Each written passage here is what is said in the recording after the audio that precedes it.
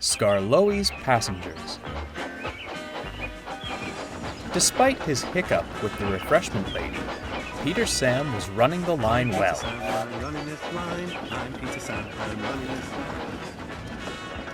Each night, he returned to the sheds bubbling with pride.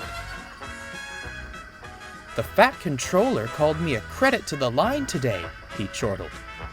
"And the refreshment lady is so pleased with all the passengers I bring, she's naming a beverage at her stand after me. Imagine that!" Although Peter Sam didn't intend it, his excitement made Skarloey feel left out. He missed the familiar faces of the passengers and was tired of sitting in the shed, and Sir Handel's constant grumbling.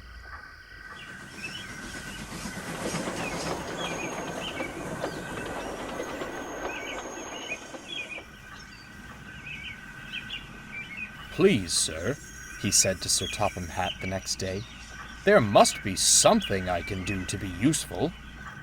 "We could take the empty trucks back to the quarry," suggested his driver. "Very well," conceded Sir Topham Hatt, "but it shall be strictly light work until we can have you mended." Skarloey was excited and told the others about it that night. "Humph," snorted Sir Handel. "You engines tire me with your eagerness."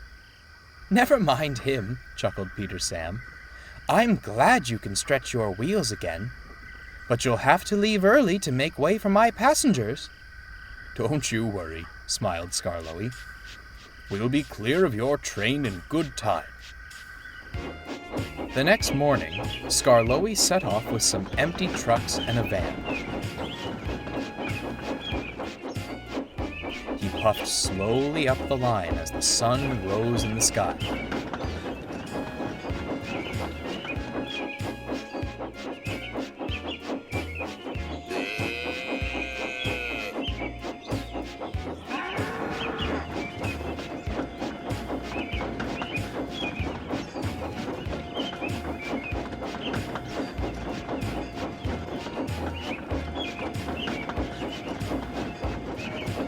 "Pace yourself, Skarloey," said his driver.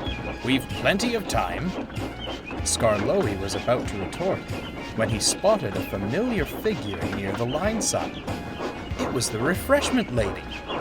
"Hello, missus," he smiled. "Is anything the matter?" "Oh, I'm glad to see you, Skarloey," she sighed. "My old bicycle has a flat tire, and I must get to the shop before Peter Sam's first train. Could I ride with you, please?" "Of course," replied Skarloey, "though we've only the van for you to ride in." "That's fine by me," she said, and climbed quickly aboard. With his passenger in tow, Skarloey's pace quickened, despite his driver's best efforts to hold him back. Before long, they reached the station by the lake.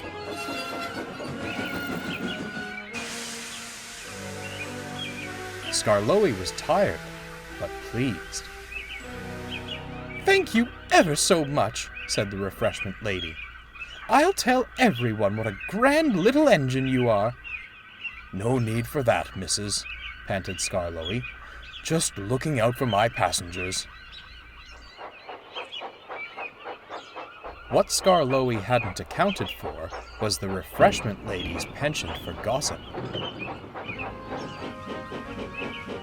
When Peter Sam's first train arrived, she told the passengers all about it.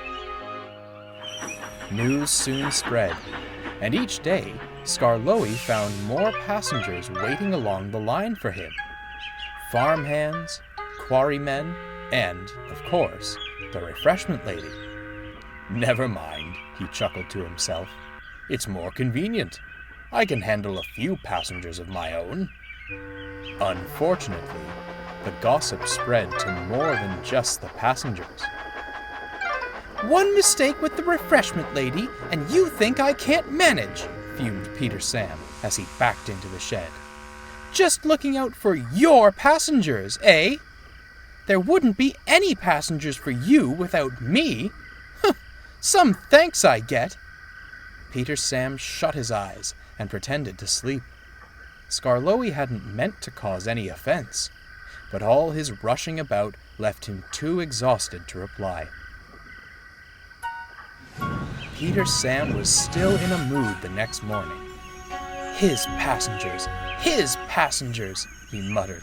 The very nerve! With a thunderous whistle, he jerked the coaches out of the station.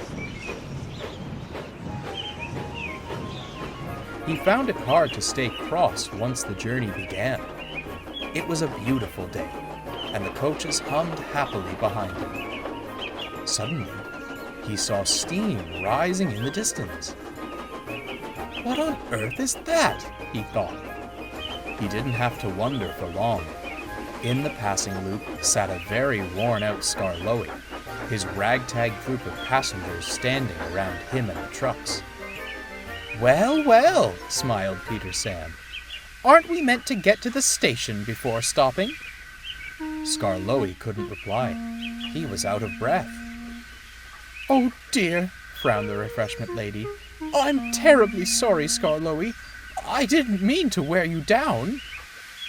Never mind, soothed Peter Sam. Perhaps it's time you rode a real passenger train again. The refreshment lady and the stranded passengers boarded the train, and Peter Sam hurried up the line. Everyone cheered when they reached the lake station on time, and the refreshment lady served a complimentary round of Peter Sam's punch as thanks. On his way home, Peter Sam stopped to fetch Skarloey and pushed him back to the shed.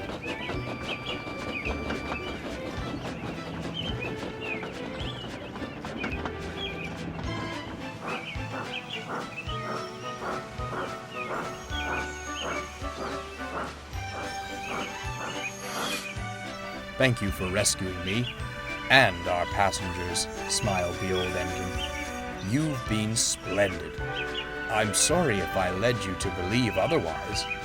I'm sorry too, replied Peter Sam. I shouldn't have been so cross. I know you only want what's best for the people on our line. How is an engine meant to rest with all this sentimental babble? Sir Handel interrupted. He's right, you know, winked Skarloey. He needs all the rest he can get. The fat controller says he's taking my trucks tomorrow.